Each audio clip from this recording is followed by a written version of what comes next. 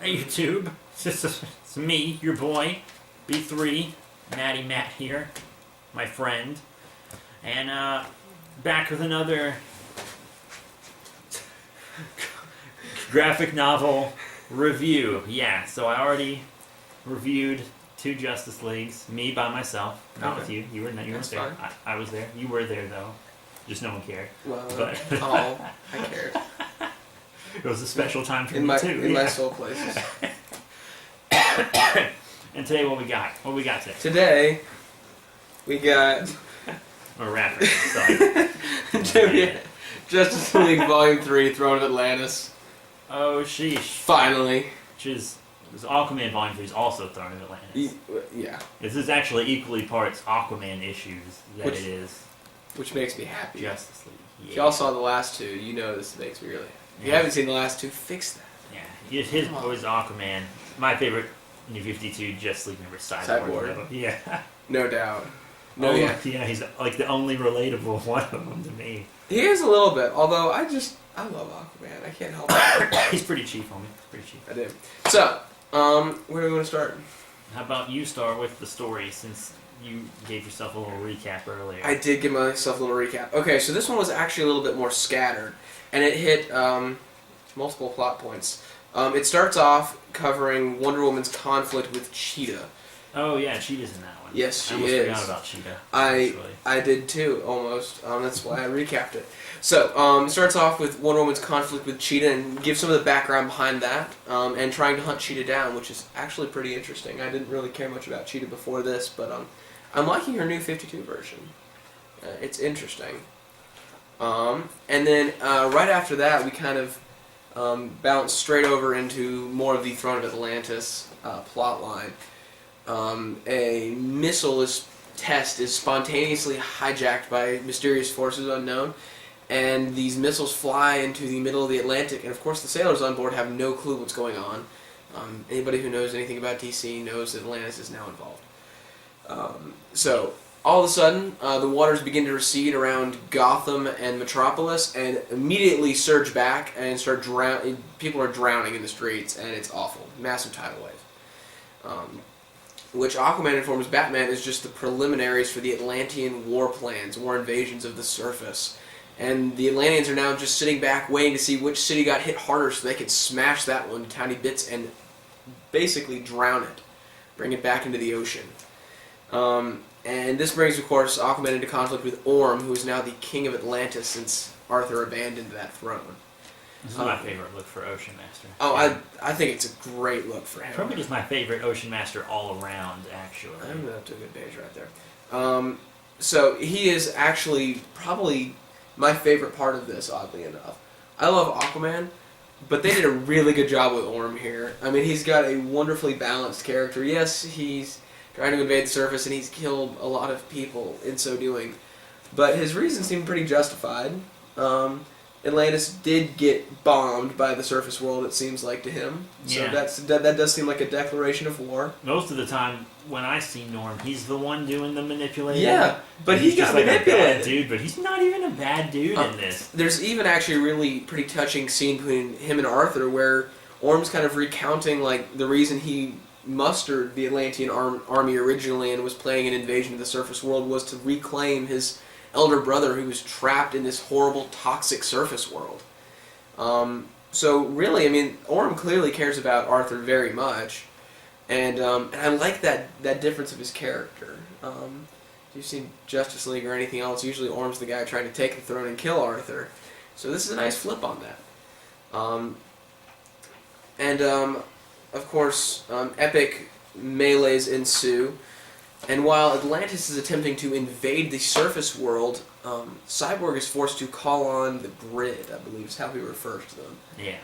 Which is the entire network of other potential superheroes who they were thinking about bringing into the League at one point or another. Yeah, I think it was like Vixen.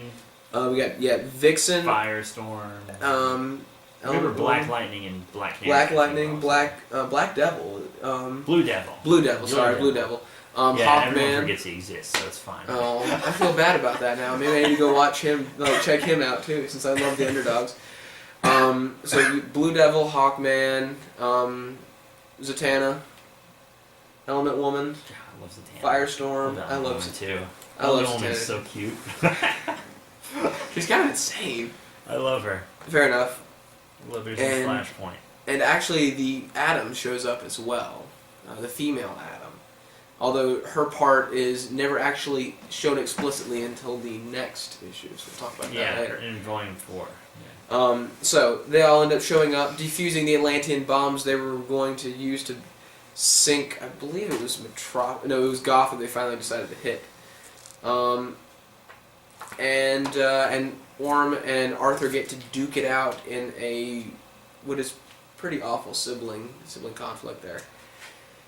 And it ends with Arthur taking Orm into custody, Surface World custody, which is just to do for peace. You know? Right? Yeah. No, the Surface World would not have been satisfied without that. But Orm is a little put out by this. And I think the actual villain of this book, does he die? Yes. The actual villain of this that manipulated the entire thing was Arthur's previous royal advisor, Vulko. I didn't see that coming. You saw it coming like right away. I didn't see it coming, but I wasn't surprised when it happened because by that point, like, I don't know, Vulko had never rang true with me. But I didn't predict it, but I was surprised. I mean, I didn't have any reason to think it'd be any different because I'd already kind of seen the story in the Justice League cartoon. Yeah. I'd already kind of seen the story in the Third Atlantis movie. I read this before I saw that. Oh, really? I saw the Third Atlantis movie before I saw this, so I was expecting something totally different that I didn't get. And I like it better, I think. Yeah, I do think it was better than the movie. But the movie's good, too. It's just its own thing. Yeah, and the movie did a good job of introducing Aquaman as a character and everything else. It was more of an Aquaman origin story movie that just happened to have Orm the Justice League and Orm, and of course, my other favorite part, Mira showed up, and I love Mira. Man. So she does some cool stuff holding back Ocean Master's tidal waves and some stuff, and it's fantastic. The art's awesome. Ivan, how do you say his last name? I always thought it was Reese. Reyes. I would have said Reyes, maybe. I don't know. Well, R-E-I-S. Man, you're the English major. You tell me. Hey, look, man, that's not an English name. I'm just saying. Yeah, I don't know things, man. So, you're the one that has the degree. I'm just a dropout, dude. You're not wrong. So, to those of you guys, y'all can pronounce it however you like. Ivan, if you're watching this, I'm so sorry. You are free to let me know how to pronounce your last name correctly. Ivan, send us free comments. We'll put in a good word, I swear. And then this also leaves off with Green Arrow finding Steve Trevor in a bar somewhere, and giving him some info. Yeah, Trinity War setup. Yeah, Trinity War setup. Green Arrow's in the JLA. It's a communicator with a medallion with Pandora's box, an image of Pandora's box on the front. That skull. Mm-hmm. Yeah, that's. And Steve seems to recognize it, and Green Arrow calls him on his lie. So he has Green Arrow run an errand for him, and that's where we leave off on this one. Yeah, you get to see that errand in Trinity War, but you're not going to read Trinity War because I don't have a copy of Trinity War. Hey, maybe I'm going to go find a copy of Trinity War. You don't know. Maybe. You don't know me. You don't know my life. Well, you can't even get a copy of Aquaman Volume 2. You know what? Excuse Papa. So that was an awesome one. I thoroughly enjoyed it, and you definitely need to check it out. How about your thoughts on this now? I thought it was good. You know, Jeff Johns, one of my boys. Absolutely. Probably one of my I'd say it might be my second favorite comic writer right now. First be Scott Snyder, he's my boy. Okay, fair enough. My boy. His Swamp Thing was just a little bit of garlic. It was real good. Oh, man. Like, I'd toss that salad. Oh, God. Get it? Because Swamp Thing. Yeah. I know, I got it. I'm the English major, remember? Plants. Okay. But I'd have sex with Swamp Thing, dude. Anyways. I'm holding out for Mira. You get your Swamp Thing, I'll wait for Mira. But yeah, you know, Cyborg's still my favorite. You got to see more of his Keeping My Humanity struggle, because he didn't really want the environmental changes. No, right? but he had to sacrifice his last lung, so he's now down to really 2 organs left from his original body. His heart and his brain are the only things left, and half his brain is robotic at this point, too. Yeah. So I think it's like his brain, but then it has like a computer circuits, shell around, is how I imagine. I imagine that somehow the computer's integrated with his brain to make all the mechanical bits and pieces run, right? Yeah. So, but yeah, no, Cyborg is wonderful, and he is steadily becoming one of my favorites in the New 52. I want to read his solo series like crazy badly, but I can't like afford it, and I don't want to have to catch up on it. He got one way too late. Everyone else in the Justice League had a solo series right off the bat, except for Cyborg. You know, he probably didn't have the built-in fan base. I think a lot of our generation associates Cyborg with the Teen Titans show. Yeah, I was about to say, I think it's because he's always been a team character. Right, and they really, with the New 52, they've turned him way more into a Justice League central character. Yeah. Well, he's an adult at this point. Yeah, well, he was like 17, 18 Yeah, he was Volume 18. 1. He was graduating because he was looking at going to football. And then, scholarship. and then Volume 2 is 5 years later. And how much further in the future is this? I mean, it's just the next thing that happens. Okay, like maybe a couple concurrently. months. Yeah. Alright. So yeah, he's our age. 22, 23. At our age, yeah. God, look at what he's doing. What have we accomplished? Yeah, I mean, he's saving the world. He's got free rent via via the Wayne Watchtower. Tech and the government. You know, Which is nice. It doesn't have to eat, so that's an expense he doesn't. Doesn't have to sleep, so we can binge watch YouTube cat videos all day. Yeah, man. If I was Cyborg, I'd just be like, I'd be watching Netflix in my head while I did everything. Although that's a fun thing to discuss in the next Volume 4.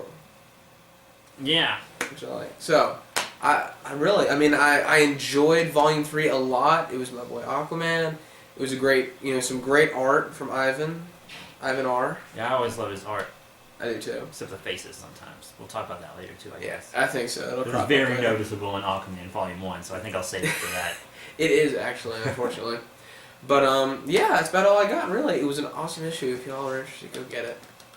Or even if you're not interested, go get it. Make good Also, choices. yeah, remember to rate, comment, and subscribe for more stuff. We got action figure reviews on here, comic book collection updates on my B3 Reductions channel, which are just like my single issues. So I talk about them over there. I don't let him touch them with those greasy, nasty hands. So yeah, they're over there. But yeah, SoundCloud. There's an album there you should check out. It's bad, but it was fun to make. So yeah, that's it. Thank you all once again for your support, and I'll see you all later.